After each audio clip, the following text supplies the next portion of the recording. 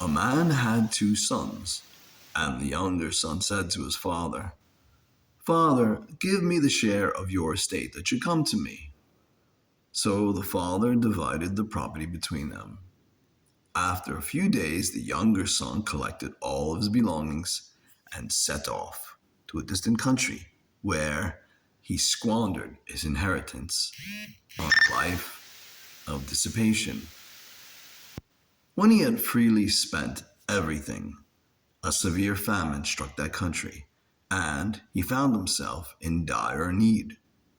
So he hired himself out to one of the local citizens, who sent him to his farm to tend the swine, and he longed to eat his fill of the pods on which the swine fed, but nobody gave him any. Coming to his senses, he thought, "How many of my father's hired workers have more than enough food to eat? But here I am, dying from hunger. I shall get up, and I shall go to my father, and I shall say to him, 'Father, I have sinned against heaven and against you.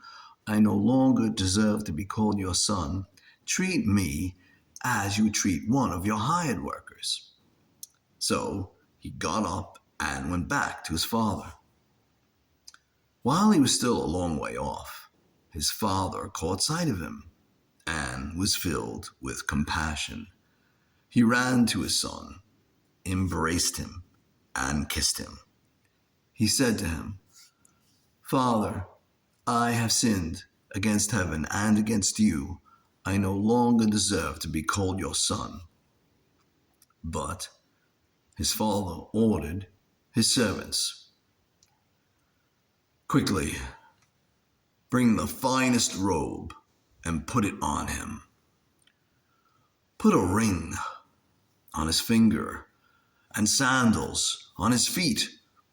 Take the fattened calf and slaughter it, and let us celebrate with a feast. Because this son of mine was dead and has come to life again. He was lost and has been found." Then the celebration began. Now, the older son, who had been out in the field and on his way back, as he neared the house, he heard the sound of music and dancing. He called one of the servants and asked what this might mean. The servant said to him, "Your brother has returned, and your father has slaughtered the fattened calf because he has him back safe and sound." He became angry, and when he refused to enter the house, his father came out and pleaded with him. He said to him in reply, "Look, all these years I served you, and not once did I disobey your orders. Yet you never even gave me a young goat to feast on with my friends.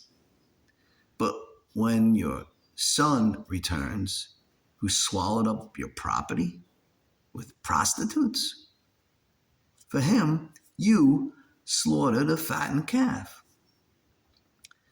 He said to him, "My son, you are here with me always.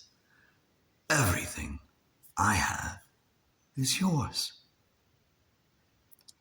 But now we must celebrate and rejoice because your brother was dead and has come to life again.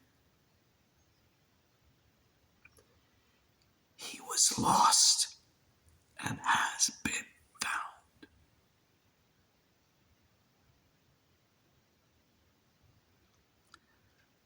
Did I not choose you 12?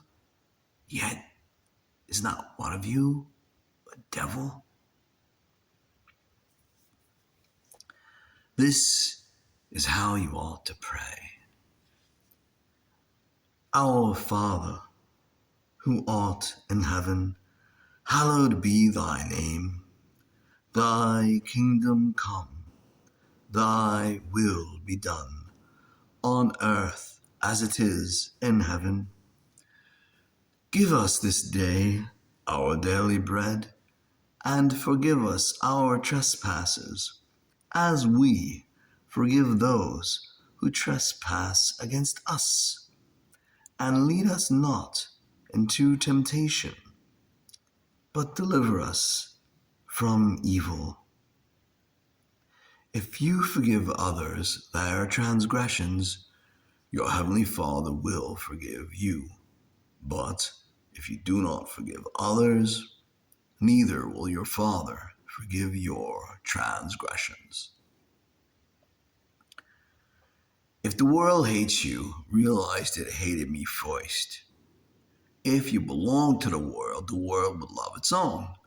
But because you do not belong to the world, and I have chosen you out of the world hates you. Remember the word I spoke to you. No slave is greater than his master. If they persecuted me, they will also persecute you. If they kept my word, they will also keep yours. And they will do all these things to you on account of my name, because they do not know the one who sent me. If I had not come and spoken to them, they would have no sin, but as it is, they have no excuse for their sin. Whoever hates me also hates my Father. If I had not done works among them that no one else ever did, they would not have sinned, but as it is, they have seen and hated both me and my Father. But in order that the word written in their law might be fulfilled, they hated me without cause. I am the true vine, and my Father is the vine grower. He takes away every branch in me that does not bear fruit, and every branch that does bear fruit, he prunes, so that it may bear more fruit. You are already pruned because of the word I spoke to you. Remain in me as I remain in you. Just as the branch cannot bear fruit on its own unless it remains on the vine, so neither can you unless you remain in me. I am the vine, you are the branches. Whoever remains in me and I in him will bear much fruit, because without me you can do nothing. Anyone that does not remain in me shall be thrown out like a branch and wither. People will gather them, throw them into the fire, and they shall be burned. If you remain in me, and my words remain in you, ask whatever you will, and it shall be done unto you. By this is my Father glorified, that you bear much fruit and become my disciples. As the Father loves me, so I also love you. Remain in my love. If you keep my commandments, you will remain in my love, just as I have kept my Father's commandments and remain in his love. I've told you this so that my joy might be in you, and your joy might be complete. This is my commandment. Love one another as I love you. No one has greater love than this, than to lay down one's life for one's friends. You are my friends if you do what I command you. I no longer call you slaves, because a slave does not know what his master is doing. I have called you friends, because I have told you everything that I have heard from my Father. It was not you who chose me, but I who chose you and appointed you to go and bear fruit that will remain, so that whatever you ask the Father in my name, he will give you. This I command you. Love one another. Everyone who listens to these words of mine and acts on them will be like a wise man who built his house on rock. The rain fell, the floods came, and the winds blew and buffeted the house, but it did not collapse. It had been set solidly on rock. And everyone who listens to these words of mine but does not act on them will be like a fool who built his house on sand. The rain fell, the floods came, and the winds blew and buffeted the house, and it collapsed and was completely ruined.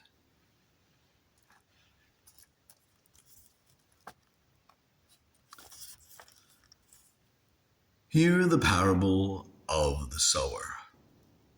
The seed sown on the path is the one who hears the word of the kingdom without understanding it, and the evil one comes and steals away what was sown in his heart. The seed sown on rocky ground is the one who hears the word and receives it at once with joy, but he has no root and lasts only for a time. When some tribulation or persecution comes because of the word, he immediately falls away. The seed sown among thorns is the one who hears the word, but then worldly anxiety and the lure of riches choke the word, and it bears no fruit. But the seed sown on rich soil is the one who hears the word and understands it, who indeed bears fruit and yields 100 or 60 or 30-fold.